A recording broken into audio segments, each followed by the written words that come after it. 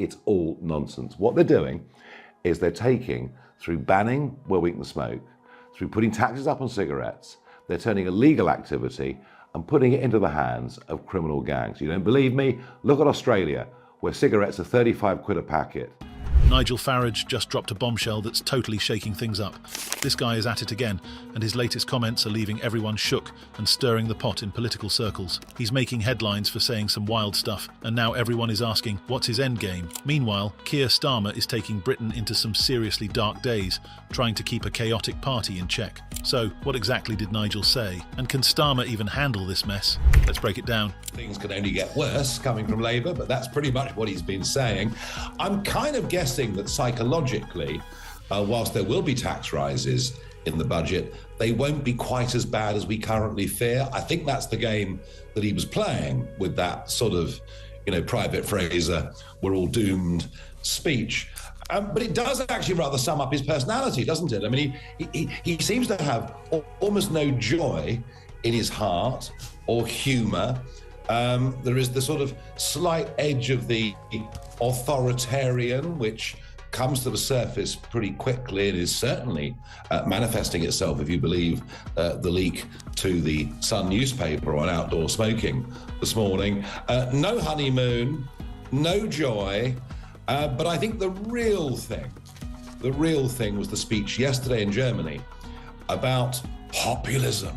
All right, so first things first, let's break down what Nigel Farage, the leader of Reform UK, has been saying. He's not holding back on his criticism of Prime Minister Keir Starmer. Recently, he took to social media to slam 3 major decisions Starmer made since taking office. And trust me, these aren't your average political blunders. Farage's main beef: he's not a fan of the Labour Party sending nearly 100 staff members to the US to help with the campaign for Kamala Harris in some key battleground states. Yeah, you heard that right. The UK is literally sending people across the pond to meddle in American politics. But wait, there's more. Let's rewind to October, when Starmer made a pretty controversial decision to hand over the sovereignty of the Chagos Islands to Mauritius. For over half a century, these islands were under British control, primarily because of the US military base on Diego Garcia. Farage is all fired up about this, saying it's a terrible move. He claims that Starmer brushed off the criticism, insisting this decision was crucial for securing the military base. But is it really? What do you think? Does surrendering these islands compromise our national security? I got called with the Speaker to ask a question in PMQs. Well, the Prime Minister was not going to answer my direct question in any way at all, and all those Labour MPs screaming and shouting at me, gosh, it felt like being back in the European Parliament. I really rather enjoyed it. But the serious point, of course, and he's right, that with a population that has exploded over the course of the last few years, the previous government did not build enough prison places. But the whole question of early release, I mean, what is the point of a sentence if people are let out after only serving 40% of it? One of the people released from one of the northern prisons yesterday had, wait for it, 109 previous convictions. So that person, I would say, is bound to reoffend. Now, let's dive into that whole US campaign situation. Farage pointed out that while Labour is busy sending staff to help out in the States, Donald Trump isn't too happy about it. He's even filed a federal complaint against the Labour Party, claiming they're involved in illegal foreign campaign contributions. And just when you thought it couldn't get crazier, Trump is calling Labour a far-left party that inspired Kamala Harris's dangerously liberal policies. Farage's argument is that if Trump wins the next election, it could seriously damage the UK's relationship with the US. So, what does Starmer have to say for himself? He claims he can maintain a good relationship with Trump, even in the face of these complaints. Farage isn't buying it, of course. He's convinced that Starmer's decisions are setting the stage for a disaster, and he's calling on the British public to wake up before it's too late. Is this fear-mongering, or does he have a point? Let's talk about it. But hold on a second, let's talk about the bigger picture here. Farage is also raising alarms about immigration. He claims that over 1% of the British population is now made up of illegal immigrants, many of whom are young males of fighting age. He's concerned about who's crossing the English Channel and what their intentions are. And you know what? He's not the only one worried about this. With rising tensions in the UK over immigration, it's a hot-button issue that could easily tip the political scales. Now let's switch gears and talk about the political landscape in the UK. Recently, some polls have shown that Farage's popularity is surging. In fact, he's more favoured by the public than Starmer, and even some Conservative leaders.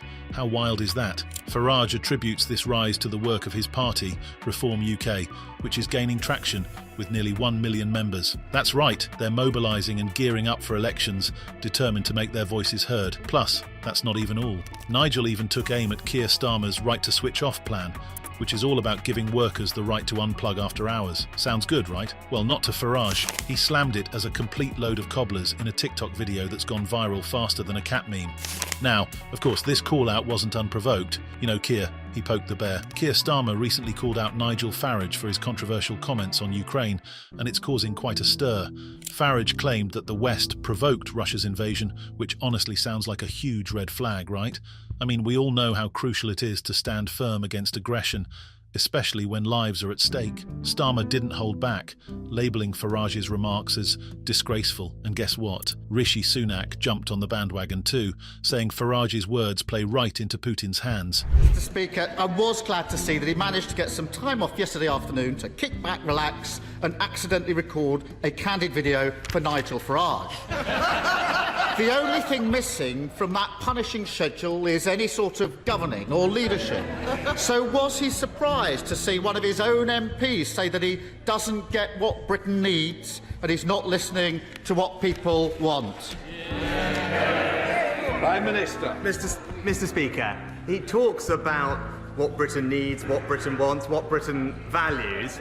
This from a man who takes the knee, Mr. Speaker, who wanted to abolish the monarchy, who still doesn't know what a woman is, and who just this week, one of his front benchers said that they back teaching divisive white privilege in our schools, Mr. Speaker. Looking at his record, it's crystal clear which one of us doesn't get Britain's values.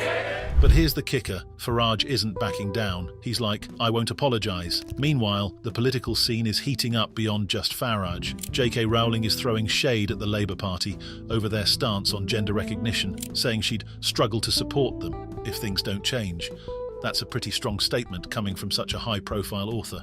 Starmer, for his part, insists he respects Rowling and highlights Labour's track record on women's rights, but you can feel the tension in the air. So, what's Farage asking for? He wants people to join Reform UK and help fight back against what he sees as an establishment gone wrong. He's pushing for a return to traditional values, hard work, patriotism and all that good stuff. And hey, that's something that resonates with a lot of people, especially with younger voters looking for change. He's advocating for policies that he believes will make the UK richer, not poorer. And that's where it gets interesting. If he can galvanise enough support, we might just see a shift in the political tide. Now, let's talk about the reality check facing Keir Starmer and his Labour Party after that huge election win. You'd think a landslide victory would mean smooth sailing for Starmer, right?